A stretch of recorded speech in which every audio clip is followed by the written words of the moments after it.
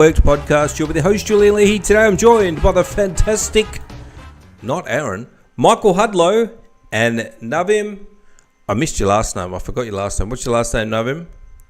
Namit Jindal. Namit Jindal, sorry, from Deliverability Ninja. And what's your business, Michael?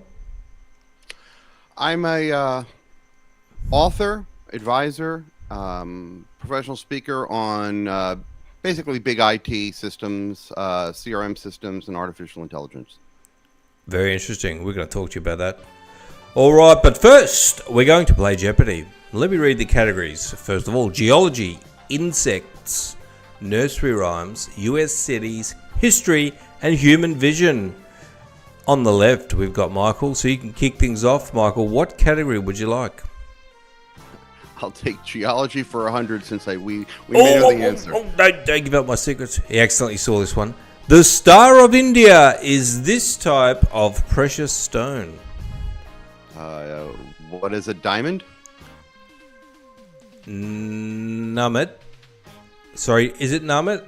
One more time. Yeah, it's Namit. Namit, okay. Do you want to have a guess just in case he gets this wrong? The Star of India is this type of precious stone. Marble? Alright, let's take a look at the answer. It's a sapphire. You're still in control, Michael. What would you like? Okay, so I'm going to go totally different direction. Let's do US cities for 100. US cities for 100. The larger Kansas City is in this state. What is Missouri? What is Missouri? Is correct. Well done. I thought you'd have to know that one. Continuing on, what would you like? I'll take Nursery Rhymes for 100. Nursery Rhymes, mixing it up. Where the crooked man, the crooked cat, and the crooked mouse all lived. Oh my gosh. I'm going to take a crooked house. I have no idea. Sounds like a good guess. Do you want to have a guess, Namit? I was gonna guess the same thing, so...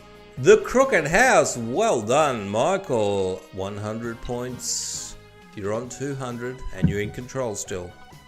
Okay, so let's try something a little trickier. Let's try History for 500. History for 500. You're going to regret that. Many of them left France when Louis V revoked the Edict of Nantes.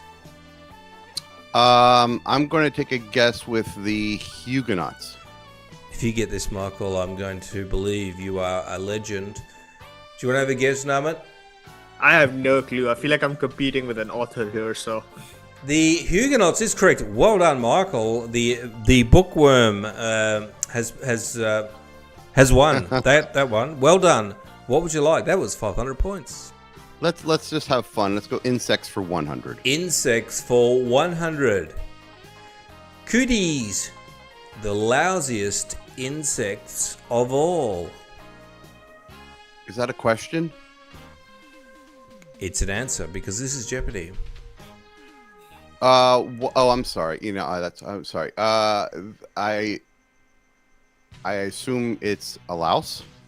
I think that would be a good assumption. Let's take a look.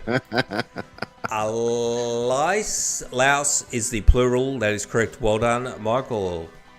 All right, so let's try Insects for 500. Let's see how bad it gets. Insects for 500. The Bible says a sluggard should enter this industrious insect,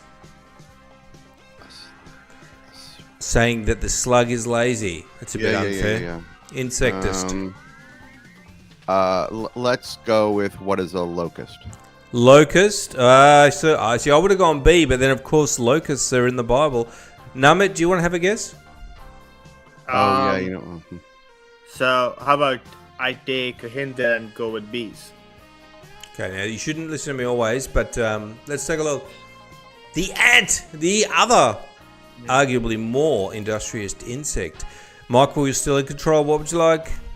Oh, come on, really? All right, let's try Geology for 200. Geology for 200. The mouth of the Mississippi or a Helen Ready Dawn? What is a delta? A delta. Namit? The mouth of a Mississippi or a Helen Ready Dawn. Door. Because it's dawn, I'd pick something orange. That's all I could think of. but I don't know. Let's have a look. The delta is correct. Michael is very well read and intelligent, I think. Well done, Michael. What would you like next? I can't see. Thank you. I can't see the farthest one because it's human. What does it say? Human vision. I'll take human vision for 100 because I have no idea what to expect. Isn't that ironic that the one you couldn't see was human vision? But yeah, hey, look at that. Was that 100? Yes, please. People with this deficiency can't get mad and see red. What is colorblind? Gotcha. Namit? Wow. People with this deficiency can't get mad and see red. It's got to be colorblind. Let's take a look. Colorblindness is correct. Well done, Michael. You're going to clear the board, maybe. What are human eyes for? Let's try the worst. Human vision for 500.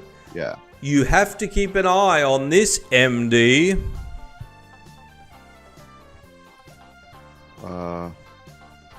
What is an obstetrician? Namit?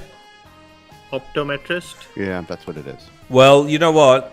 Obstetrician delivers babies. Optometrist is not actually an MD. Well, in Australia anyway. I would say ophthalmologist, but let's take a look. Ophthalmologist is correct.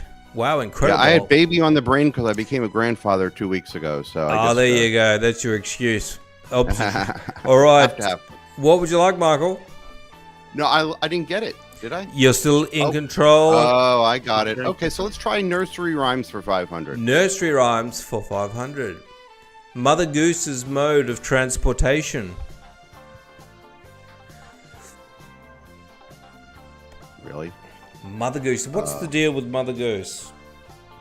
You know what? I don't know this. It's not the old lady that lived in a shoe. I thought it was going to be a shoe, but no, mate. No, I honestly don't know. I don't know either. Do you have any idea? If I had to take a wild guess, should I say a car? I would say flying. All right. Well, which one do you want? Please take. I don't. It doesn't matter. It's no car. I'm just gonna say a car. A goose is her. A goose or gandry. She must hitch a ride. Who knows? All right. What would you like, Michael? Still in control till the bitter end. I'll take geology for 500. Geology for 500. Rain wash, wind action, and differential weathering formed this South Dakota area. What is the Badlands? The Badlands. Namit, how does that sound? That sounds pretty good. You don't have any canyons in South Dakota, right? I would not know. Alright, so Badlands. let's go with canyons. Okay, canyons for Namit. Let's take a look. The Badlands. That sounds like a Mad Max type of area. Michael, you're still in control. Well done. Might as well try U.S. cities for 500. U.S. cities for 500. The Cuyahoga River has been known to catch fire in this industrial city. What is Cleveland? I know that one is correct. Well done, Michael. Doing terrific on 2,100 points. What would you like? I will take geology for 400. Geology for 400. Earth's atmosphere layer, which lies between the troposphere and the mesosphere. I remember this from elementary school, but... What is the ionosphere? Well, that sounds good, Namit. What do you reckon? Yep, I think it's the Ionosphere. Let's take a look. The stratosphere. Oh. Oops, I gave you points. I'll have to take that off. Michael, what would you like? I will finish up geology, 300. Geology for 300. Pliny, the elder Roman geologist, died while observing this volcano erupting. What is Mount Vesuvius? Yes. Let's take a look. Namit, any other volcanoes you can think of? Nope. I would go Pompeii, even though I think that is Mount Vesuvius. Anyway, there you are. You're correct. I won't give you points because I accidentally took some off before. You're still in control, Michael. Let's try history for 100, please. Actually, I should have given you points. History for 100. Omar Khayyam's ancient Iran. What is? Oh boy. Namit. Time's up. Jump in. Omar Khayyam, is that the name? What did you say? Khayyam, I'm just gonna. I'm going to give you a clue, Namit. Starts with a P. Persia? Persia is correct. Namit's on the board. Well done. You're in control. Probably. Right. Let's go Nursery Rhymes 200. Nursery rhymes for 200. He killed Cock Robin. These are old nursery rhymes. Yeah, I have no idea. No idea. What about you, Michael? I've never even heard that name, so I have no idea either. Let's take a look. The Sparrow. Namit, what would you like? Let's do Human Vision 200. 200, Human Vision. Snooty specks on a stick. Snooty specks on a stick. Like an old-fashioned, rich, posh man might have these types of... I know what you're talking about. The ones which you hold, I guess. Yes. What are they called? I have no idea. Michael? I'm going to say what is a monocle, but I don't think... Monocle, that's as good a guess as any. Let's take a look. I think it's something else. It's called a lognet. Oh, yeah, of course it is. Lognet. All right, Namit, you're still in control. What would you like? Let's go Insects 400 now. Insects 400. Its name comes from its worshipful appearance, not its voracious appetite.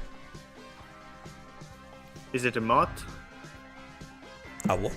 Beg your pardon? A moth. M-O-T-H. Oh, no, it's not. Michael. What is a praying mantis? Praying mantis is the worshipful clue there. Well done, Michael. You're in control. I'll take insects for 200, please. Insects for 200. These insects flash yellow lights to find mates. They go by two different names. What are fireflies or lightning bugs? Whichever. Either of those will do. And lightning bugs or glowworms or fireflies. Well done. So 3 names. Michael, what would you like? Let's finish out insects for 300. Insects for 300. Gatherings of this type of grasshopper have covered 2,000 square miles at a time. I think we might have actually... What are locusts? Yes, locusts. Let's take a look. Is correct. Well done, Michael. Hudlow, what would you like? U.S. cities for 400, please. U.S. cities for 400. It's California's second largest in population. Bear in mind, this was in the 80s, this question, so it may have changed. California's second I'm thinking about largest the 80s. city. I'm just going by the 80s. I know what it isn't. So let's just say, what is San Francisco? San Francisco. And Namit, you want to guess another one? Probably the same guess. What about go for a different guess, just in case he gets it wrong, like San Diego? Sure. Or San Diego. Stockton. Let's take a look. San Diego, probably. Let's take a look. San Diego's correct. What on, Namit? Wow. Woohoo! Always pick an alternative answer. You're in control. Let's go Human Vision 400. Human Vision 400. Yeah, I'm just playing here at the Going moment. for gold. These were first made in 1887 by German physiologist A.E. Fick. AE fix. So let's see. I want to go with lenses. What was that, sorry? Lenses, okay. Michael, you want to have a guess? Yeah, I'm going to say, what are sunglasses? Now, Namit, let me just clarify. Do you mean like the lens inside the glasses? Or do The eye lens. Contact lenses? Contact. I would assume. Oh. Is that what you... yeah. Contact lenses. Okay, let's take a look. Contact lenses is correct. Namit is storming home. Wow. What would you like? Let's do 400 history. History for 400. With the Angles and Jutes, they conquered the 5th century England. With the Angles and Jutes, they conquered 5th century England. I have no idea. So who has had lots of squabbles with England? You would have Rome, Scotland, Ireland, Wales, or Vikings. Angles and Jutes, probably Vikings. All right, Michael. Well, I'm going to say it is the Scots. Let's take a look. The Saxons. Now, what are the Saxons? Are they Vikings? Or they're kind of... I wouldn't know the difference. I think Saxons might be... Let me just Google it. Well, I won't Google it. All right, who's in control? Namit, are you still in control? Sure, he is. Namit, what would you like? So let's do US cities 200. US cities for 200. The Alamo is in the downtown of this city. Alamo. Right in the heart of... The Alamo. Namit, Hudlow. you must know this question. I actually don't. Michael? Is it the... What is San Antonio? San Antonio is correct. You know how stupid I am? Yeah, because you were saying Texas. Yeah. You weren't wrong. What's the Alamo song? How does that go? Isn't there an Alamo song?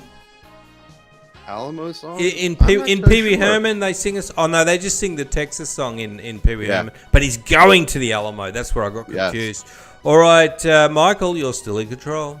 Well, let's finish off U.S. cities for 300. U.S. cities for 300 via St. Lawrence Seaway. Ships from Europe can reach this Minnesota port. Which is the port in Minnesota? I would say, what is Minneapolis? Minneapolis, Namit. Same guess. I think Minneapolis is correct. It is Duluth, which is also the name of the family in... What's that sitcom? With the... And they sell frozen bananas. It's a comedy. No idea. Arrested Development, the Duluth family. All right, Michael, you're still in control. I'm staying away from nursery rhymes. I don't think either one of us know that one. So let's go history for 200. History for 200. Ancient Yucatan tribe that had no schools but were excellent astronomers. I'm guessing we're going to say, I'm not guessing, it's the Mayans. The Mayans, and if I were you, Namit, I'd guess the Aztecs. What do you reckon? Right. Let's take a look. The Mayans is correct. Well done, Michael. And history for 300. History for 300. His kisses drove girls to tears. That sounds like it's me. Who is Georgie Porgy? Georgie Porgy Pudding and Pie is correct. Well done, Michael. Let's do history for 300, please. History for 300. In 1938, the Munich Agreement allowed Germany to partition this country. Germany. Who did you partition? The Munich Agreement partition a whole country? I was going to say the Alsace, but I'm not sure. I don't know. Now, Namit, do you have any idea? No. But what are the surrounding countries around Germany? Well, how about this, Namit? Have you heard of the Berlin Wall? I have, yes. Where is that partition? No, no idea. Let's It's take well, well, it's an old Eastern Germany, which is now Germany. I was they actually haven't- wrong. It was Czechoslovakia. Yeah. Okay. All right, Michael. Human vision for 300. Let's do the human vision 300. 300. Site. Called hyperopia. It's the opposite of myopia. What is farsighted? Namit, Is it like myopia or something? I would guess like the opposite, short-sighted. Let's take a look. It is far-sighted. Well done, Michael. Last question. Let's do it. At the count of 7, all good children go there. All good children go to heaven. Sounds good to me. And that is correct. Well done. Let's have a round of applause for our guests. 4,800. Thereabouts. And well done, Namit. There were some tough questions there. Let's wrap that up. Turn the music off. And Michael, let's learn about everything you're doing. Bitxia CRM. What's that? Yes, sir. Yes, sir. So yeah, I am a long-term executive technical leader, both for operational and consultative work. Most recently, I've been focusing on helping companies that have had the expensive CRM systems for a couple of years in-house that aren't really satisfied with where they are. Things aren't meeting their expectations. And as I mentioned earlier, I've written 2 books on the topic. Both are done from a humorous but a serious perspective. So I teach, I mentor, I operate, and write customer relationship management and integration of artificial intelligence into that. Tell us about your book. What is it? Don't F Yeah, up yourself. so both of my books have a title called, How Not to F Up, and then the topic name. The ones that we're talking about here are really case study-driven books. I quite frankly personally got sick of buying books that said, here are the 10 ways to do this, and here are the 12 ways to do that, because that is very, in my opinion, has always seemed very presumptive of what my problems were. So rather than go down that path, and speaking from my own experiences, I started to write a book on all the things that you don't want to do, and all the things that you can mess up. And then I just went down the path and applied them to large sales, like Salesforce and Microsoft Dynamics and things like that. Awesome. And what's the latest offering you've got that is all about AI? Do you want to tell us a bit about that? Yeah, if you click on my name there, for some reason Amazon doesn't when you do a search, it doesn't pop up. But if you see the highlighted my name, you'll see the other book. It's the same. It's also on CRMs, but it's really goes into the integration of artificial intelligence into those CRM systems and what you need to be wary of. For example, if you're a new company and you have not formally adopted AI, be conscious of the fact that your staff have adopted AI, and you need to have some policies and procedures put in place just to protect your company.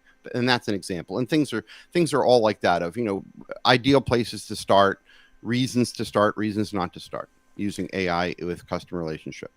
Awesome. And what type of people do you have as clients for your CRM? Generally speaking, it's 2 sides of the fence within a corporation. Corporations of any size, it really doesn't matter. I mean, I've personally managed up to 200 and some people in my organization, and I've consulted firms with, a handful of people. But generally speaking, it is either technology leaders that want to have some validation to their decisions, or it is board members or executives at a company wanting to justify what strategy is either being sold to them or being promoted to them by technologists. And can you give us a couple of examples or use cases for your CRM, and what are some of the things people are doing with it? Sure. So I'll give you an example of let me try to think of a good one here for now. So the first thing, since you have the book up, my most recent book, I'll speak to that. There are many people adopting, you know, AI tools because they are cool, because they are the slickest thing, because you can't pick up anything without seeing the word AI on it, and instead of focusing on how they are going to make money, they focus with this new tool. They focus on the appearance of being modern, and this is a recurring theme that I see. And what happens as a result of that is that you have mixed expectations by your internal customers or your external customers of why we're doing this. Why are we changing this? What is this actually doing for me other than being an administrative burden?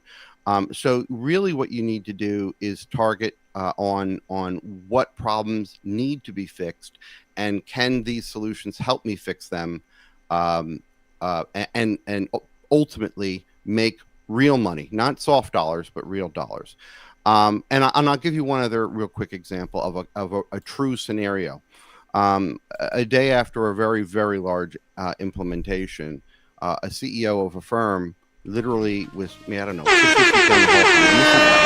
o'clock in the morning, day after deployment at midnight the evening before. And the CEO called down the hallway to me and said, "Hey, Hudlow, why the F aren't people high-fiving me already?" And I thought he was joking. I didn't even know what he was talking about. But he was serious, and he kept approaching me, and we met at the coffee machine, and he said, it's already, whatever it was now, 9 o'clock in the morning. I've just spent, X millions of dollars on this system, and people aren't high-fiving me. And he was serious. And so the case study there, if you go into the book, it really talks about, one, the proper setting of expectations of what things can and can't do. And then also is, don't assume that a piece of software, regardless of what it's for, can fix bad process. You need to do your homework, not just buy the tool. You need to do your homework. Awesome. And with Bitxia, what are some of the points that cause people to choose it rather than some of the other options? What are some of the strong points? Well, so Bitxia itself and myself are not a software. They are what I like to say is, I'm an unbiased person with the experience that can come in and tell you what's going right and what's wrong. Most of my clients are companies that have been using a system for 2 or 3 years, spent huge sums of money, and are not happy. And they are, there's a lot of finger pointing and people saying, did we make a left turn when we should have made a right turn? And I come in, I don't sell implementation. I sell opinion.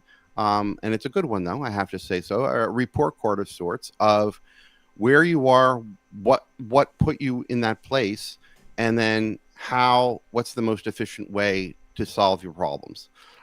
So I'm not a traditional firm that comes in and tells you what's wrong and then tries to sell you, a widget to fix that. That's to me, for my firm, that's unethical.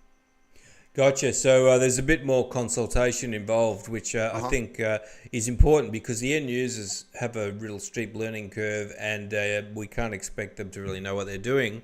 And the other CRMs, you don't get that, and you typically get one person in the organization who knows how to use it, and right. And if they're doing it wrong, there's going to be all sorts of problems. Right.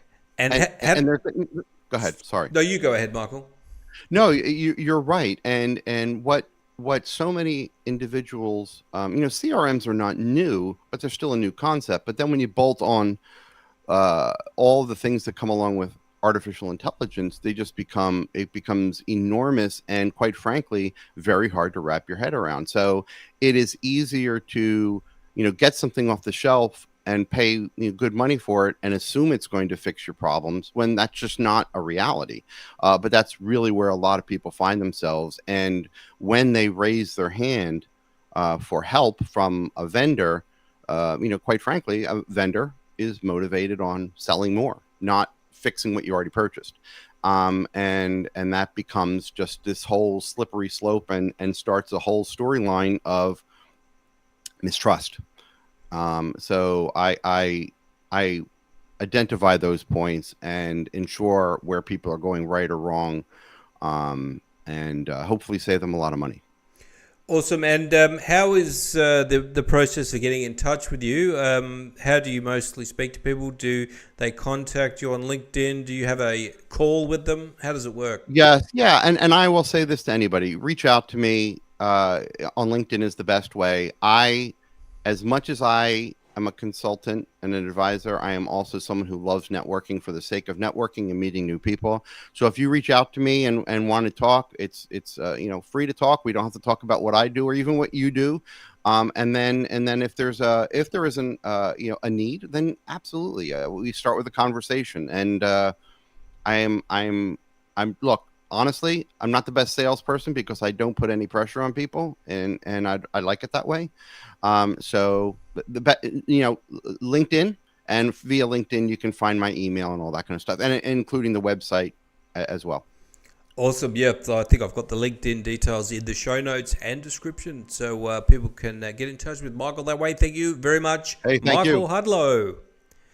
All right, Namit, tell us about Deliverability Ninja. It's a very interesting idea. Yeah, for sure. So we started the company 1.5 years ago, and I started with the goal that we help companies double their open rates and reply rates within 90 days. We help companies book meetings with their prospects, ideal customers using cold email. And what are some of the secrets to cold email? Does it work? And how do you make it work? And what do people do wrong? So to answer, does it work? In 2023, which is last year, we had booked more than 1,800 meetings. So absolutely works. It's been the secret to our company. And if I had to break down cold email, there are like 4 methods to make it work, or 4 things that you need to add into the formula. Land in the inbox, say the right things, say it to the right people, and scale it up. Got you. And the thing is with this is, I mean, people often think there's spamming, which is sending out, thousands and thousands of messages. It's quite a lot of a lower volume. Is that correct, Namit, in your experience? To be honest, it's really, if you're sending it to the right people and you're actually helping them, like, I wouldn't consider it spamming at all. I think, like, out of the people I send, even if we send large volumes, I'm helping them make more money, and I'm helping their business grow. So, yeah. But you don't, if you're doing the targeting correct, I mean, I've done cold outreach where I've literally got 10 people only on my list, and because they're highly specifically targeted. And what do you do with Deliverability Ninja, and what is the problem that you're solving? Yeah, so for sure. So 90% of B2B companies right now are facing significant email deliverability problems exactly because of what you said. A new SDR comes on, they send a bunch of non-targeted emails, and Google and Outlook block them. We help companies get unblocked. The emails we send have 60 to 70% open rates. They have up to 10 to 12% reply rates. And when we tell this to a lot of B2B companies, that's unheard of. Mostly because we understand the spam filter side really well, and we understand targeting really, really well.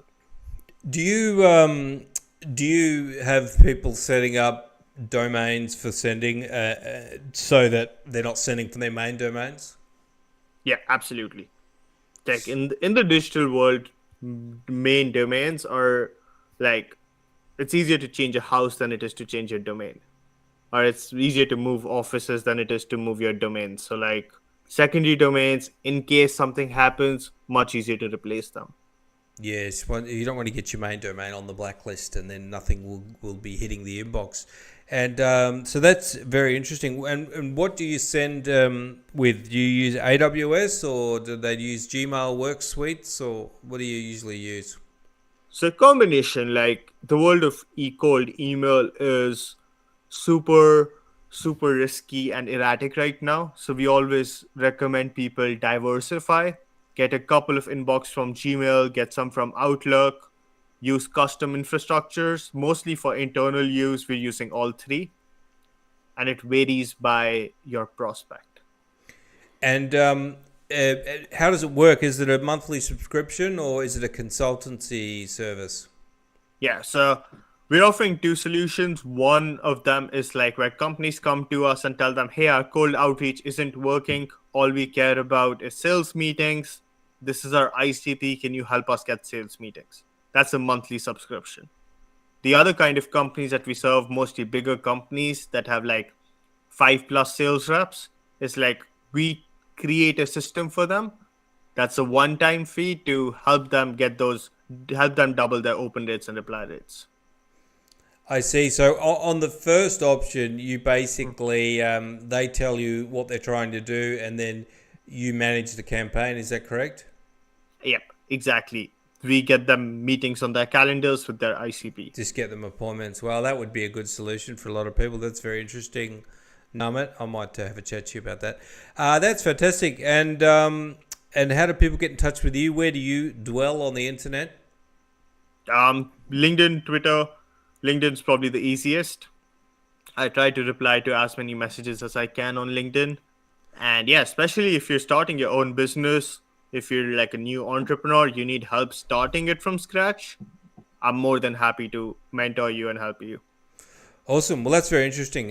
Cold email is definitely something that's effective, and you can get a lot of email addresses off LinkedIn and do it that way. So that's definitely one approach. Thank you very much, Namit Jindal, for coming on. Let's have a round of applause for our fantastic guests. I'm going to wrap things up and get out of here. What happened to the applause? Oh, well, that didn't work. All right. Thanks, guys, and thanks for listening. I'm going to wrap things up. Thank you. See you next time. Bye. Thank you. Take care.